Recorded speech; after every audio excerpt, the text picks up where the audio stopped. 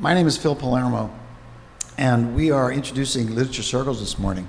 I'm an English instructor and a Common Core coach at Santiago High School here in Corona, California. Our Common Core coaching team discussed using literature circles as a vehicle to help build in the depth of knowledge, more complexity, and interdependence that the new Common Core state standards envision.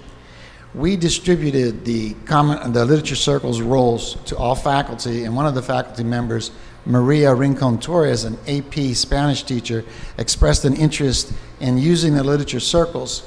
She in particular wanted to observe them at work before she used them. Mr. John Brasington agreed to let us observe his class using the literature circles, and we're here today to tape the literature circles in progress, hopefully as a training tool for other faculty who may want to use them in their own classrooms, and will have an opportunity to observe them in progress today.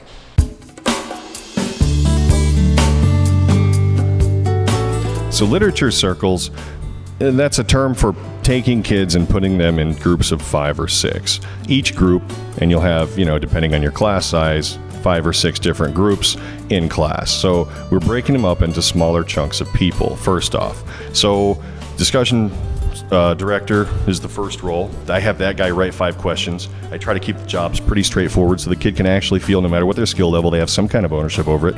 Second job, literary luminary. That person looks for quotes, however many we have time to find, and they have to write something about why each one is an important moment in the story or what they've found in it syntactically. I like to work syntax in.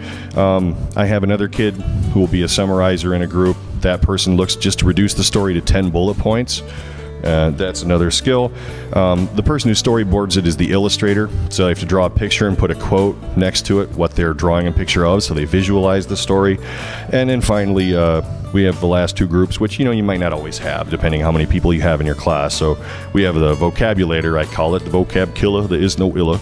And that person is going to come up with 5 to 10 vocab words in the story that I may alternately have them use in the sentence, define, and or include in embedded quotes the actual usage in the text.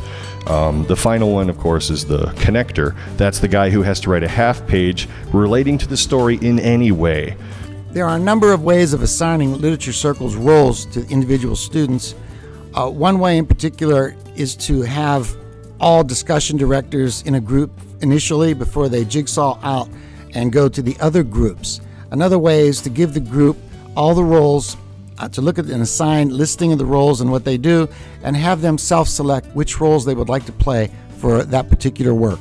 I've had a lot of success, I think, using literature circles over the years. They bring about well, the 2 primary things that they're good for. Number one, they lower the affective filter. Instead of students dealing with large groups of people that may be censorious or whatever, they can work in intimate groups. Usually 5 to 6 people is optimal.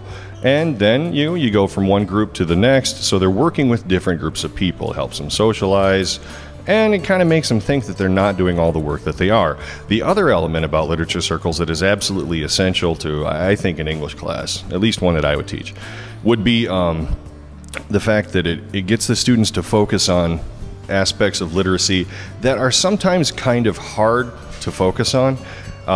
Things like analyzing the text, finding a good quote that's an example of the author's voice.